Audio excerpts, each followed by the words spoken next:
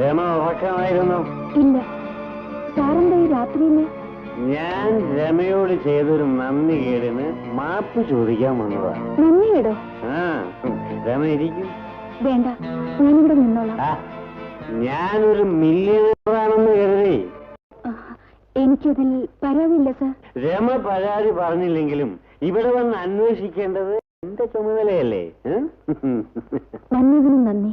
രമേ, എന്റെ ഓഫീസിലുള്ള മുഴുവൻ ജോലിക്കാരുടെയും സീനിയോറിറ്റി ഓവർലുക്ക് ചെയ്തുകൊണ്ടാണ് വെറും അക്കൗണ്ടന്റ് ആയിരുന്ന ജയനെ പ്രൊമോട്ട് ചെയ്ത് ഞാൻ മാനേജരാക്കിയത്. ജയൻ തിരിച്ചു വന്നാൽ എന്റെ കമ്പനിയും ഞാൻ ജയനെ ഏൽപ്പിക്കാൻ പോവുക.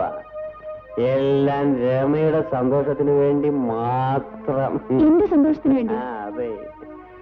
രമയെ ഞാൻ ആദ്യമായിട്ട് കണ്ട ദിവസം മുതൽ എന്റെ മനസ്സ് മോഹിക്കാൻ തുടങ്ങിയതാ. ഈ രാത്രി ഞാനിവിടെ വന്നത് എന്തിനാണെന്ന് ഇപ്പൊ മനസ്സിലായി കാണും.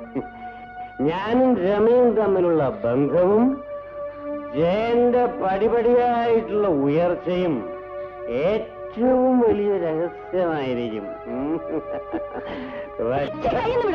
രമേ, താനിനെ അങ്ങനെയാണ് കരുതിയിരിക്കുന്നല്ലേ?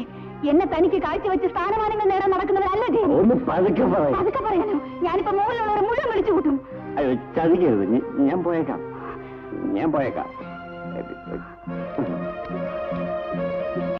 രമേ, ഈ വിവരം ജയൻ അറിയിക്കരുത്. തന്നോട് പോകാനാണ് പറഞ്ഞത്. എനിക്കൊരു അബദ്ധം പറ്റിപ്പോയി. പോകുന്നുണ്ടോ ഇല്ലയോ? ക്ഷമിച്ചൊന്നൊരു പോടോ. സോറി.